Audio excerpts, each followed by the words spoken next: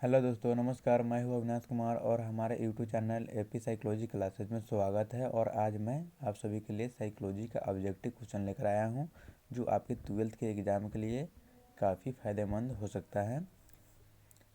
जैसे कि इसमें दिया गया है कि 1 से लेकर 70 तक आपको ऑब्जेक्टिव दिया गया है, यानी 70 को ऑब्जेक्टिव दिया गया है, जिसमें आपको 35 का ही हल करना है। तो इस वीडियो में मैं आपको 35 का हल कराऊंगा और 35 अगले वीडियो में हल करा दूंगा। चलिए टाइम वेस्ट नहीं करते हुए अगला क्वेश्चन ये स्टार्ट करते हैं।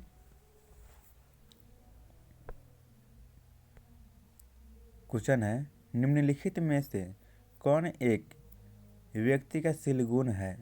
तो इसका हो जाएगा आपको ऑप्शन नंबर ए, यानी बुद्धि। अगला क्वेश्चन है, व्यक्ति के जीवन में सफलता का कितना प्रतिशत संवेगात्मक बुद्धि से निर्धारित होता है? तो जो होता है ये, यानी लगभग 70%, यानी ऑप्शन नंबर बी हो जाएगा।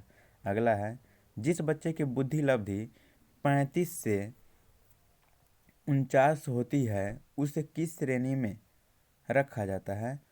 तो इसको साधारण मानसिक दुर्बलता में रखा जाता है, यानी इसका हो जाएगा ऑप्शन नंबर बी। अगला क्वेश्चन है, बुद्धि संरचना मॉडल किसने प्रतिपादित किया था? तो आपको पता है, आप पढ़े होंगे कि बुद्धि के संरचना मॉडल जो था उसको जेपी गिलफोर्ड ने किया था, जो उन्होंने 3 भागों में भी बांटा था। अगला है, बुद्धि के बहुतत्व सिद्धांत का प्रतिपादक। तो इसका जो प्रतिपादक था वो थॉर्नडाइक था।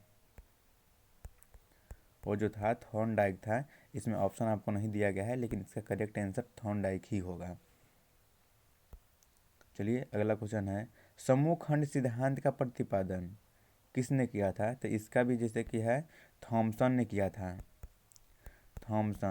लेकिन इसमें थॉमसन नहीं दिया गया है। इसका करेक्ट आंसर यही है। चलिए अगला क्वेश्चन की ओर, व्यक्ति की किसी विशेष क्षेत्र की विशेष योग्यता कहलाती है? इसमें हो जाएगा आपको ऑप्शन नंबर बी, यानी अभिक्षमता कहलाता है। अगला क्वेश्चन है, विभेदक परीक्षण का उपयोग किस मनोवैज्ञानिक ने भारतीय अनुकूलन के अनुसार विकसित किया? तो इसका हो जाएगा आपको right answer option number D, J M. Ojha. अगला है, प्रतिभाशाली बालकों की सबसे बड़ी विशेषता होती है। तो जो सबसे बड़ी विशेषता होती है वो सूझ होता है। तो आपको इसमें हो जाएगा ऑप्शन नंबर ए। अगला है, व्यक्तित्व का विश्लेषणात्मक सिद्धांत किसने प्रतिपादित किया था? तो इसका प्रतिपादक सिगमंड फ्रायड ने किया था। ऑप्शन नंबर सी हो जाएगा। अगला क्वेश्चन है, किसने कहा जन्म कर्म व्यक्तित्व का निर्धारक है?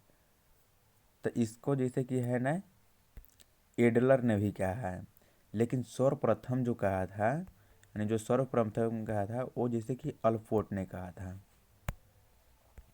चलिए अगला क्वेश्चन है, निम्नांकित में से कौन युंग के व्यक्तित्व प्रकार के अंतर्गत नहीं समझा जाता है? तो आपको पता है, आप पढ़े हुए हैं कि युंग जो है, युंग के व्यक्तित्व प्रकार यानी बहिर्मुखी है, अंतर्मुखी और उभयमुखी है। और इसमें कौन है, यानी एंडोमॉर्फी नहीं है। तो इसका करेक्ट आंसर हो जाएगा बी। अगला है, सीखने के सूझ सिद्धांत के अनुसार प्राणी की सफलता मिलती है। तो जो सफलता मिलती है, पहला दिया हुआ है यानी संयोगवश, और बी में दिया हुआ है क्रमशः, यानी क्रम से मिलता है सफलता। और सी में दिया हुआ है एकाएक, यानी एकाएक कुछ मिलता है आपको नहीं मिलता है, यानी कोई भी चीज़ मिलता है तो यानी क्रम से, एक लेवल से मिलता है। तो इसका आंसर हो जाएगा आपको ऑप्शन नंबर ए, सॉरी इसका हो जाएगा बी, यानी क्रमशः। अगला है, एडलर के मनोविज्ञान को कहा जाता है? तो एडलर के मनोविज्ञान को मानवतावादी मनोविज्ञान कहा जाता है। ऑप्शन नंबर सी हो जाएगा। अगला है, व्यक्तिक विभिन्नता का अर्थ होता है?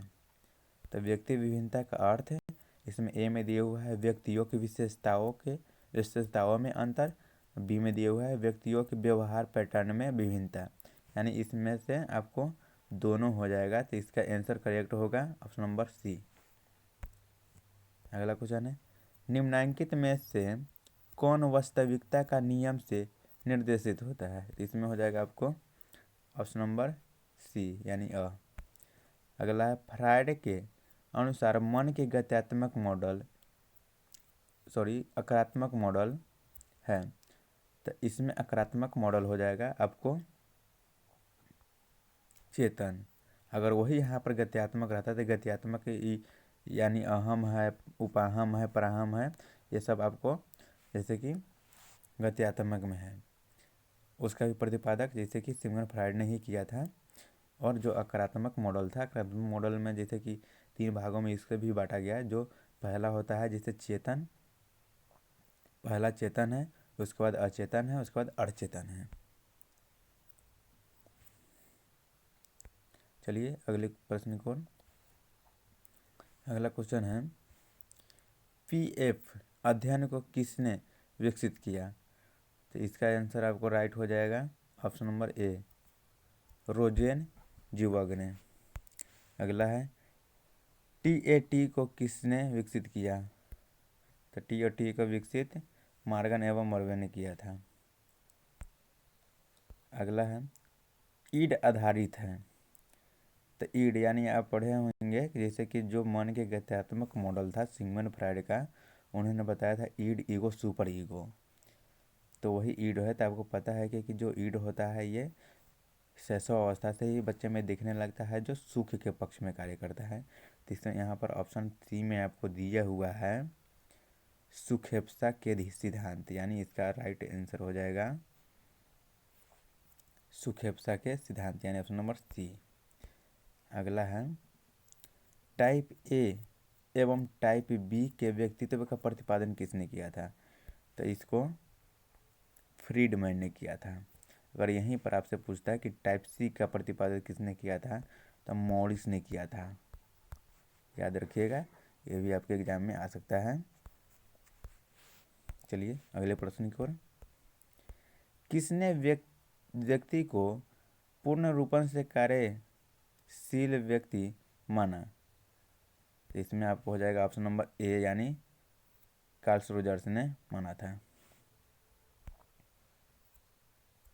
अगला है, सामान्य अनुकूलन संरक्षण की तीसरी अवस्था का क्या नाम है? तो इसमें हो जाएगा आपको ऑप्शन नंबर ए यानी परिश्रांति अवस्था। अगला क्वेश्चन है, दबाव प्रतिरोधी व्यक्तित्व में कौन विशेषता नहीं पाया जाता है? तो इसमें हो जाएगा आपको ऑप्शन नंबर डी यानी नियंत्रण। अगला है, आक्रामकता एवं अध्ययन करने के लिए आप निम्नलिखित में से किस विधि को सबसे अधिक उपयुक्त करते हैं? इसमें हो जाएगा आपको ऑप्शन नंबर ए, अंतर्निरीक्षण। अगला है, व्यक्तियों में शारीरिक बीमारियों में कितने प्रतिशत तक दबाव की भूमिका महत्वपूर्ण होती है? तो इसमें आपको हो जाएगा ऑप्शन नंबर डी यानी 50 से 70%। अगला है, सामान्य अनुकूलन संरक्षण में कितनी अवस्थाएं होती है? तो जो अवस्थाएं होती है वो 3 होता है। जो पहला होता है सचेत प्रतिक्रिया,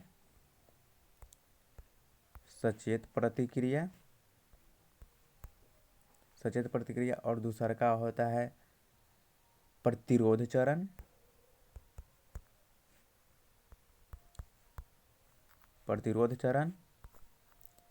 तथा तीसरा का वही होता है जो आपके जैसे कि अभी जैसे क्वेश्चन आया था कि सामान्य अनुकूलन संरक्षण का जो होता है तीसरा का अवस्था, वो होता है परिश्रांति चरण।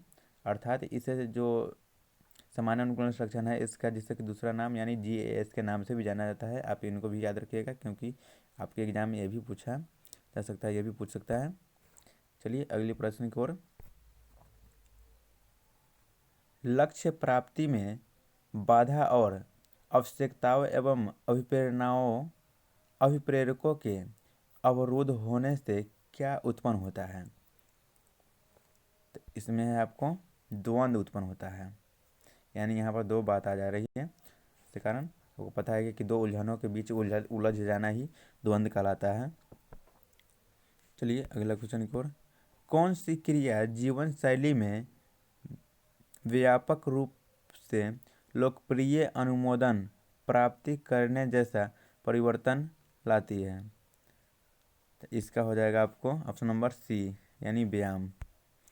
अगला है, लियोन फिस्टंगर ने संज्ञानात्मक असंवादिता सिद्धांत का प्रतिपादन किस वर्ष किया था? तो इसका प्रतिपादन 1957 में किया था। ऑप्शन नंबर डी हो जाएगा। अगला है, निम्न में से असमानता की कौन सी कसौटी सर्वोपरि है? इसका आंसर हो जाएगा आपको ऑप्शन नंबर बी, समायोजन की उपयुक्तता। अगला है, निम्नलिखित में से कौन स्नायु विकृति नहीं है? तो इसमें स्नायु विकृति आपको मनोविदलता नहीं है। अगला क्वेश्चन है, किसने सर्वप्रथम स्वीकार किया कि द्वंद्व एवं अंतर्वैयक्तिक संबंधों में बाधा मानसिक विकारों में महत्वपूर्ण कारण है? तो इसको सुकरात ने माना था। अगला है क्वेश्चन, द्विध्रुवीय विकार के दो ध्रुव है। तो जो दो ध्रुव है उनका नाम है उन्माद एवं विषाद। इसका हो जाएगा option number B correct answer. चलिए आपका टोटल जैसे कि 35 क्वेश्चन का जैसे कि हल हो गया। 35 क्वेश्चन का हल आपको जैसे कि अगले वीडियो में जैसे कि हल कर दूंगा। और ऐसा ही हमारे वीडियो को देखने के लिए हमारे चैनल से बने रहें, और अपने हैं तो मेरे चैनल को जैसे सब्सक्राइब करें, लाइक करें, शेयर करें। चलिए थैंक यू, धन्यवाद।